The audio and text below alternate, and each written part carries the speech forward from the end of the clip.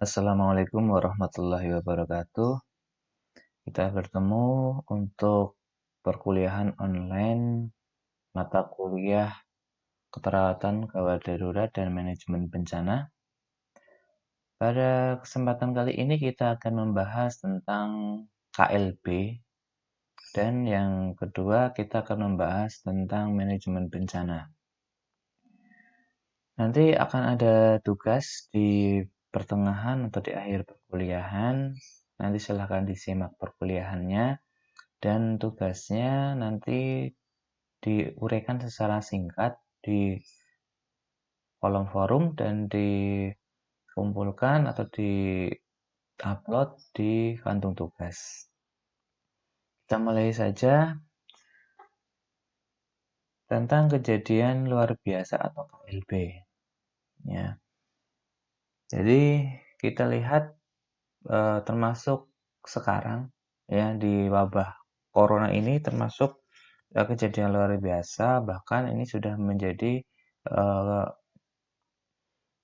pandemi. Oke, apa itu? Terkait dengan apa itu KLB?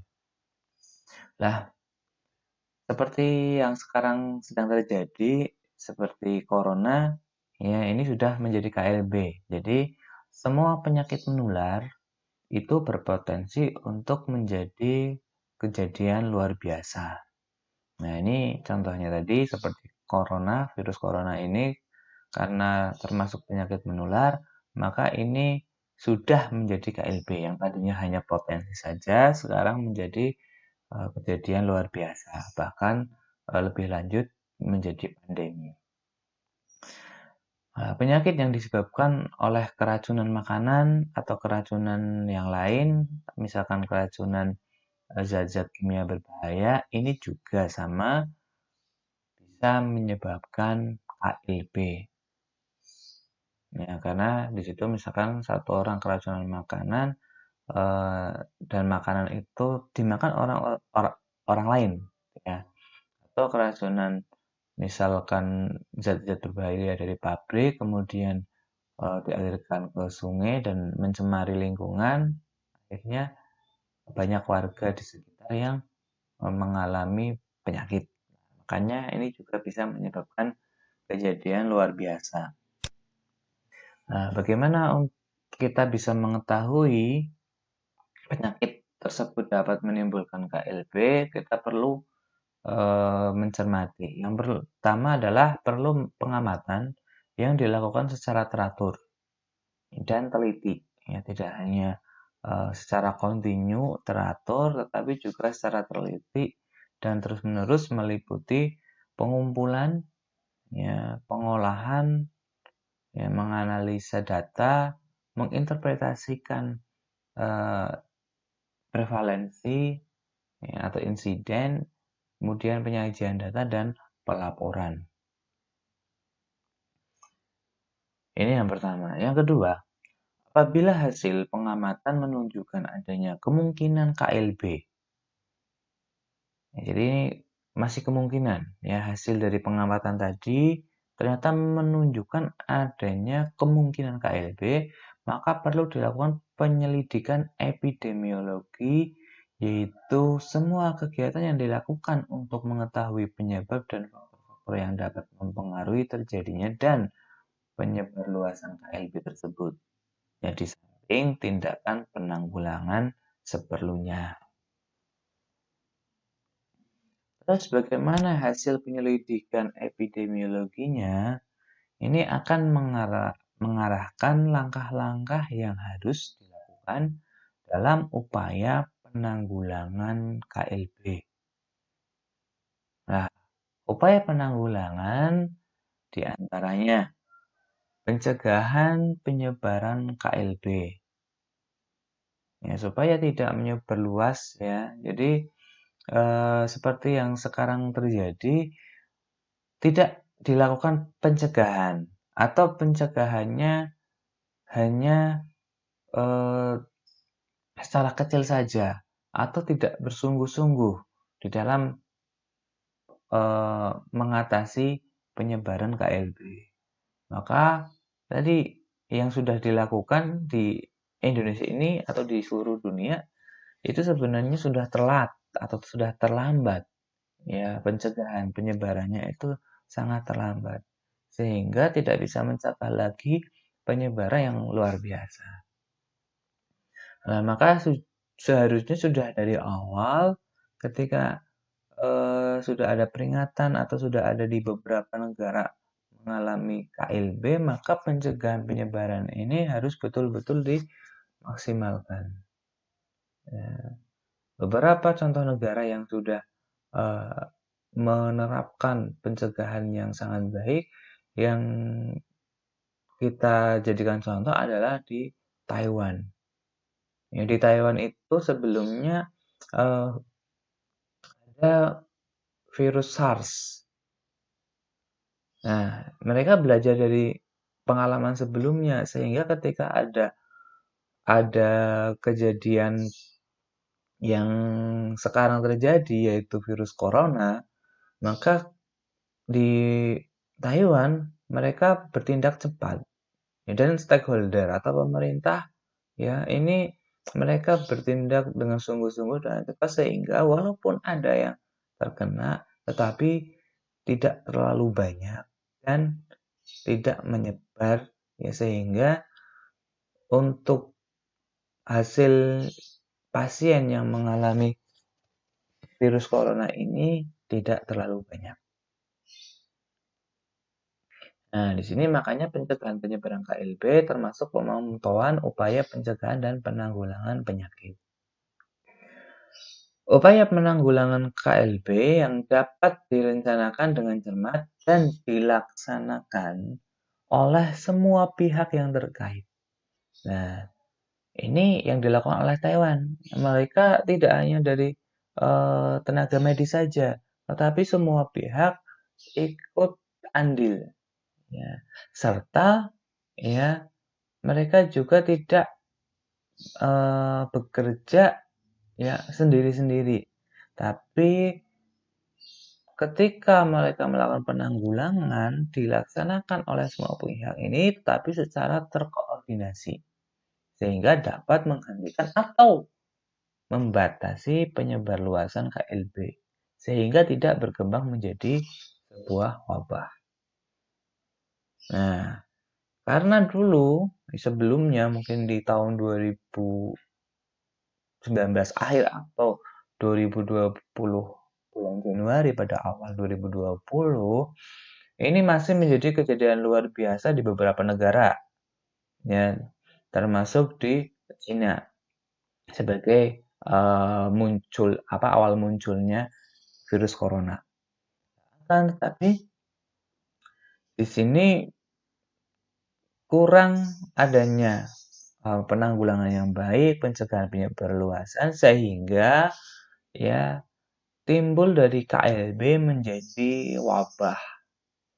Nah, dan harapannya ketika upaya penanggulangan dari penyebaran KLB ini dilaksanakan dengan baik, dengan lebih awal, ya, dengan tidak menyepelekan, ya, dan sungguh-sungguh di dalam penanggulangan tersebut, maka KLB ini tidak berkembang menjadi wabah. Ini yang terjadi di Taiwan. Mereka melaksanakan penanggulangan dengan baik. Nah, kita masuk ke definisinya. Apa itu KLB? KLB adalah timbulnya atau meningkatnya kejadian kesakitan atau kematian yang bermakna secara epidemiologis dalam waktu dan daerah tertentu. Ya, dalam kurun waktu dan di daerah tertentu. Nah, kriteria kerja KLB. Kriterianya yang pertama adalah timbulnya suatu penyakit atau kesakitan yang sebelumnya tidak ada atau tidak dikenal. Nah, ini yang terjadi di dunia saat ini.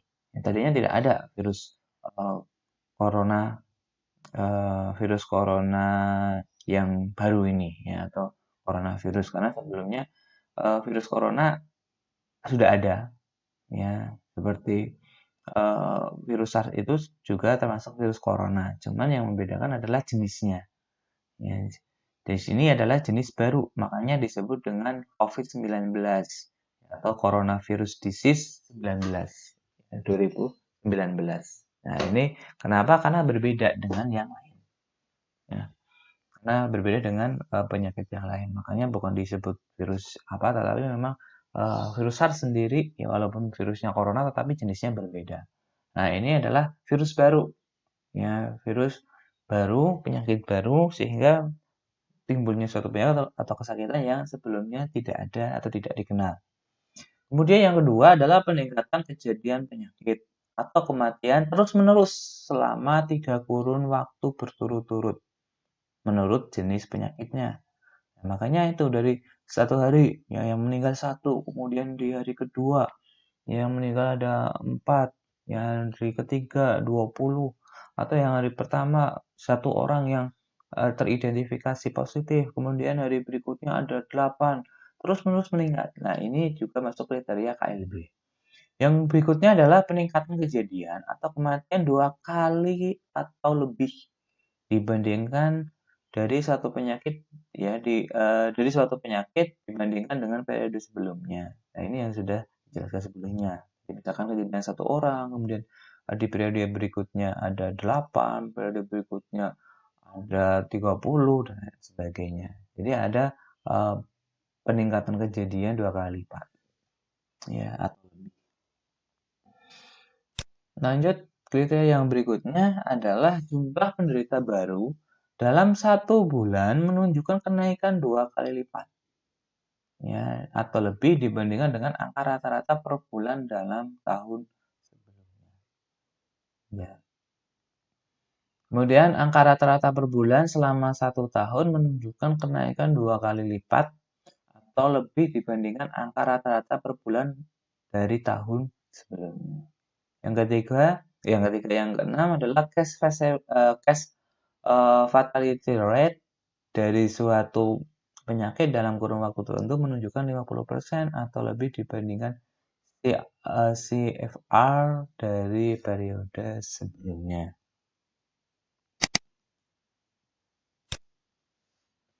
Lanjut.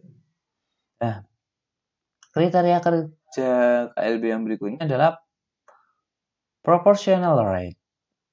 Penderita baru dari suatu periode tertentu menunjukkan kenaikan 2 kali atau lebih dibanding periode yang sama dalam kurun waktu atau tahun sebelumnya. Nah, beberapa penyakit khusus seperti kolera, ya, dengue shock syndrome atau dengue hemorrhagic fever, virus SARS, avian flu, ya, tetanus neonatal ini setiap peningkatan kasus dari periode sebelumnya pada daerah endemis. Ya. Terdapat 1 atau lebih penderita baru di mana pada periode 4 minggu sebelumnya tidak ada. Nah, ini untuk tugasnya. Ya, sebelum lanjut ke berikutnya, untuk tugasnya adalah silahkan kalian menjelaskan apa perbedaan antara pandemik atau pandemis dengan endemis. Ya, jadi pertanyaannya itu saja ya untuk kuisnya. Apa perbedaan antara pandemik dan endemis? Ya, perbedaan pandemik dan endemik. Oke, lanjut. Yang berikutnya, beberapa penyakit yang dialami 1 atau lebih penderita seperti keracunan makanan. Ya, yang kedua adalah keracunan pestisida.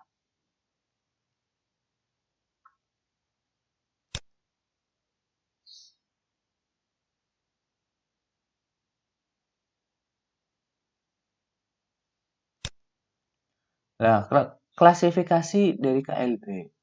KLB dapat digolongkan sebagai berikut.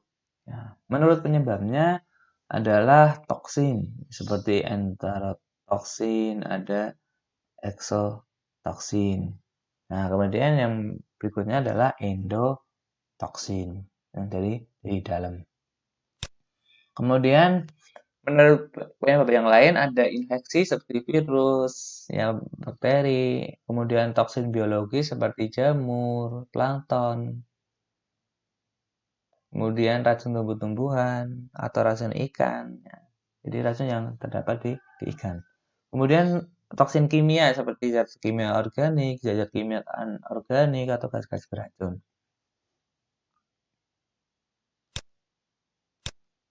Nah, menurut sumbernya KLB dapat digolongkan sebagai sumber dari manusia, ya, misal jalan nafas, kemudian tenggorokan, ya, tangan, tinja, ya, air seni, muntah dan lain sebagainya.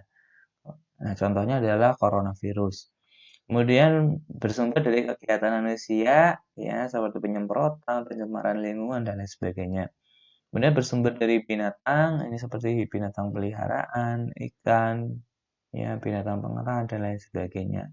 Kemudian ada bersumber dari serangga seperti lalat, kecoa, ya, nyamuk.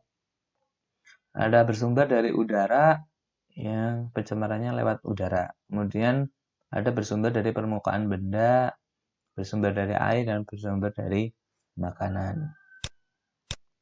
Nah, itu saja untuk materi sistem atau kejadian luar biasa. Kita lanjut yang berikutnya adalah tentang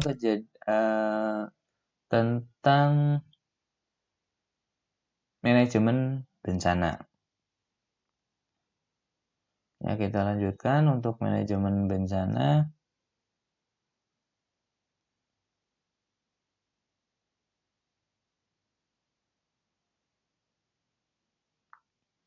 Ya, kita lihat ketika terjadi kejadian luar biasa atau terjadi wabah. Nah, ini biasanya masuk ke dalam manajemen bencana untuk penanggulangannya. Nah, kita lihat strukturnya atau uh,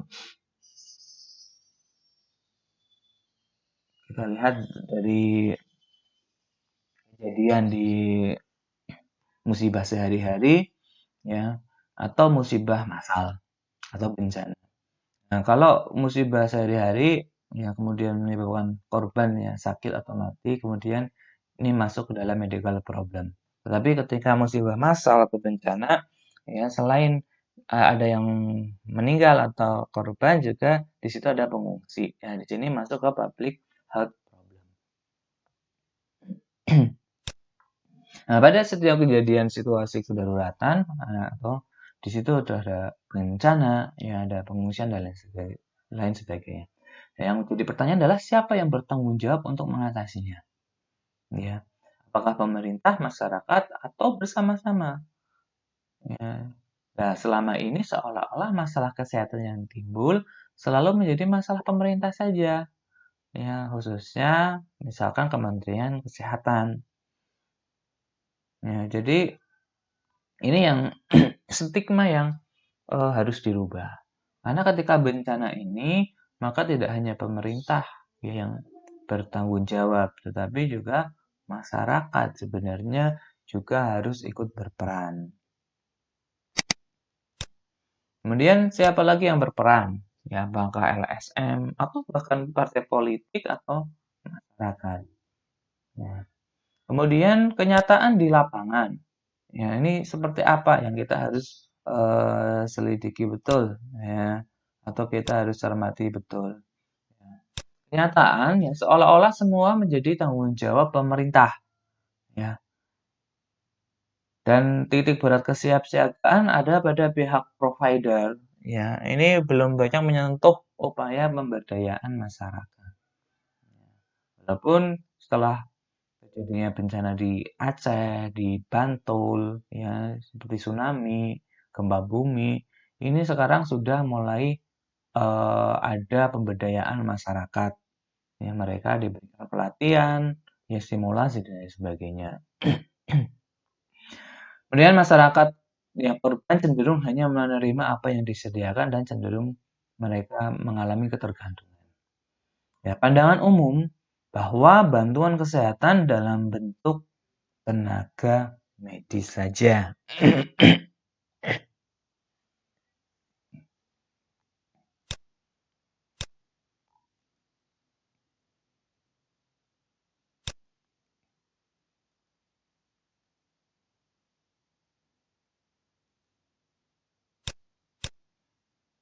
Kemudian di mana kepentingannya?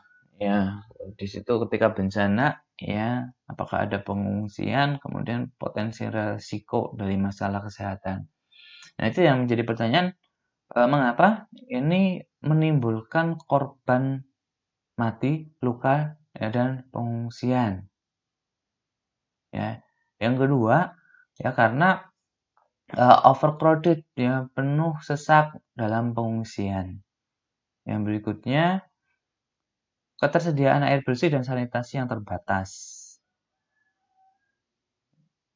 Terus terkait dengan cakupan imunisasi, ya penyakit endemis dan kekurangan makanan dan lain sebagainya. Nah, ini sehingga harus kita cermati betul terkait dengan masalah-masalah potensi masalah kesehatan, ya, dari keadaan bencana. Nah, ini tingkat pembangunan yang di dalam manajemen bencana, ya, ini dari dampak bencana pada masyarakat, ya, yang siap siaga, ya, ketika melihat adanya potensi disaster, ya, sehingga masyarakat siap siaga. Yang belum siap siaga, ya, mereka tidak bersiap-siap, ya, ketika ada tidak mengetahui ada potensial disaster, sehingga pada perkembangannya masyarakat belum siap siaga. Ini kemudian bagaimana tingkat dari kematian, ya, yang terjadi contoh pada banjir. Nah, kemudian bagaimana sebaiknya untuk mengatasi masalah bencana tersebut. Nah, jadi yang jadi pertanyaan bagaimana kesiapsiagaan pada masyarakat. Nah, bagaimana langkah-langkahnya, kemudian pendekatan pemberdayaannya mau seperti apa. Ya, dan harapan, ya, ada kemandirian masyarakat dalam kesiapsiagaan menghadapi situasi kedaruratan seperti bencana, KLB, situasi khusus, wabah, dan lain sebagainya. Ya. Sehingga di situ ada kesiapan, ya, dari masyarakat atau komunitas. Nah, maksudnya di sini agar masyarakat dapat memahami, ya, mengetahui, mampu dan bersedia mengerjakan apa yang seharusnya dapat dilaksanakan sendiri untuk kepentingan diri, keluarga, dan masyarakat pada situasi darurat, bencana, dan pengungsian. Nah, ini ketika masyarakat sudah tahu, paham, dan mau mengerjakan apa yang bisa dilaksanakan di dalam masalah atau situasi bencana, maka akan menurunkan resiko atau dampak situasi darurat, bencana, dan pengungsian melalui penyiapan dan pemberdayaan masyarakat yang dilakukan pada tahap kesiapsiagaan. Ya, nanti ketika sudah dilakukan, ini akan menurunkan resiko atau dampak situasi darurat. Ya, tetapi bagaimana caranya? Yaitu tadi dengan cara ada tahap kesiapsiagaan dari masyarakat, ya. Ini yang bisa dilakukan. Nah, kemudian terkait dengan kesiapsiagaan masyarakat, apa peran masyarakat? Nah, bagaimana caranya berperan untuk menolong diri sendiri, keluarga, dan masyarakat sekitar? Kemana masyarakat dapat mencari informasi? Nah, ini didukung dengan kesiapan unit kesehatan di lapangan, kemudian jejaring kerja antara provider dengan masyarakat. Nah, ini secara konseptual kesiapsiagaan masyarakat yang pertama, ya, aspek health security. Nah, ini terkait dengan kepedulian dan kesiapan. Nah, mulai dari health promotion, ya, health protection dan prevention. Ini untuk mengenali, mengurangi dan mencegah faktor resiko, ya, sehingga tidak berkembang menjadi pencetus masalah kesehatan. Yang kedua, emergency protection dan mitigation, ya, atau perlindungan dan pengurangan resiko bencana. Ini mengurangi tingkat paparan masyarakat terhadap bahaya yang muncul.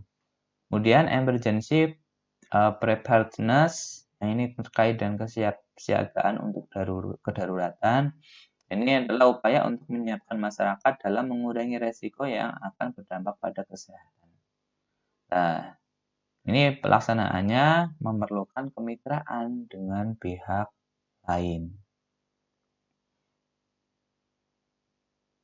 Selanjutnya, nah yang kedua adalah health accountability atau penanganan. Nah, ini berhubungan dengan quick response atau penanganan segera dalam tanggap darurat.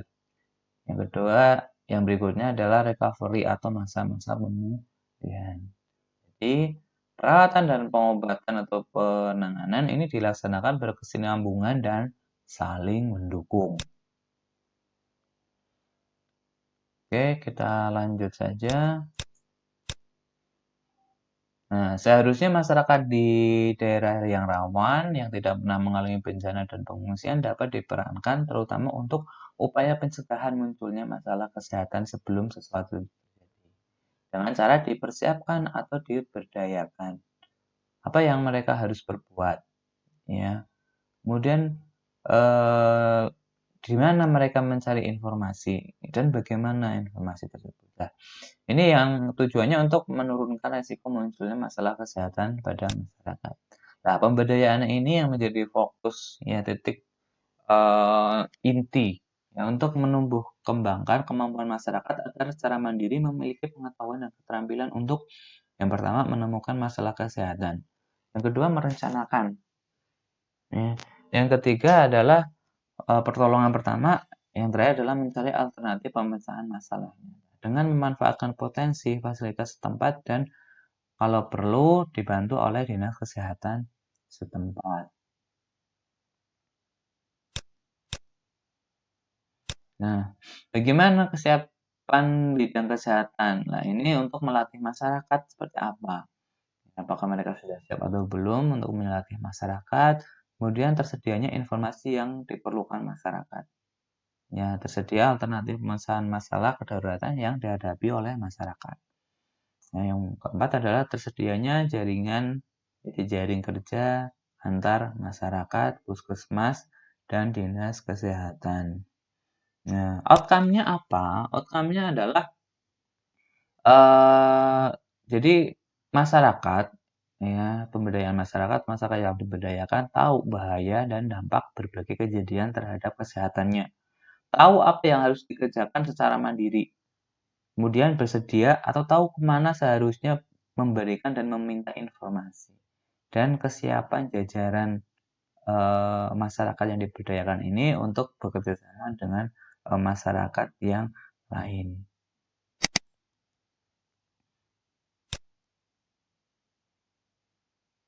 Nah, ini jadi makanya Dasipena ini merupakan salah satu bentuk kesiapsiagaan masyarakat sebagai salah satu komponen dalam desa siaga. Nah, bagaimana proses pemberdayaan masyarakat? Yang pertama adalah penyiapan sumber daya kesehatan. Ya, seperti harus disediakan SDM, logistik, alat, media penyuluhan, dan informasi yang diperlukan. Ya, baik di puskesmas maupun dinas kesehatan. Yang kedua adalah advokasi. Ini untuk memperoleh dukungan dari berbagai pihak, terutama para tokoh atau pemuka masyarakat setempat. Yang ketiga adalah pembentukan kelompok kerja di masyarakat. Yang antara lain ada Dasipena, PKD, ada Forum Kesehatan Desa.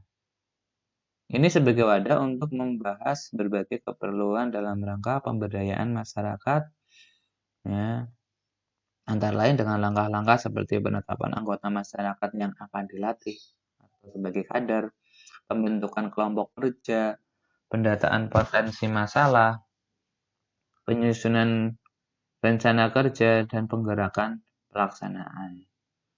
Nah, yang keempat terkait dengan proses pemberdayaan adalah pembinaan untuk menjaga kelangsungan kegiatan. Kemudian terkait dengan peran masyarakat dalam kegiatan kesehatan, ini yang pertama pertolongan pertama, kemudian bila ada masalah yang terkait dengan kesehatan, sedia melapor ke petugas kesehatan. Penyediaan dan perbaikan kualitas air bersih dan sanitasi, pembuatan sarana pembuangan kotoran manusia, dan bersedia mengelola sampah dan limbah.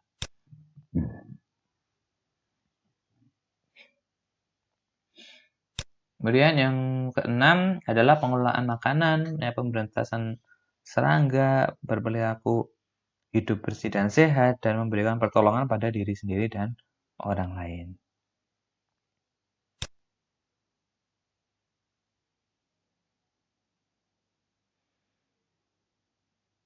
Selanjutnya,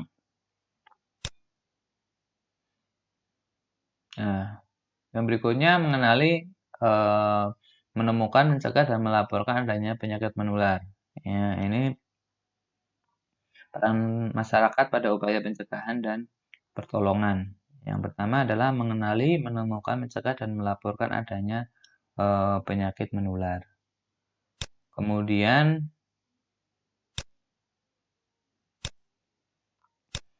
ini yang penyakit menular seperti penyakit campak, diare, dan lain sebagainya. Kemudian yang kedua penata laksanaan sederhana di keluarga. Yang ketiga adalah cedera atau trauma. Nah, apa tujuannya? Ya, dari masyarakat diberdayakan, dilakukan pelatihan atau dilakukan penyuluhan. Ini tujuannya agar masyarakat mengetahui apa yang seharusnya dikerjakan untuk diri sendiri, keluarga, masyarakat pada situasi kedaruratan. Nah, jadi pelaksanaan ya pada self community sangat perlu membina kerjasama dengan pihak lain. Nah, saya kira itu saja. Semoga bermanfaat. Saya akhiri. Assalamualaikum warahmatullahi wabarakatuh.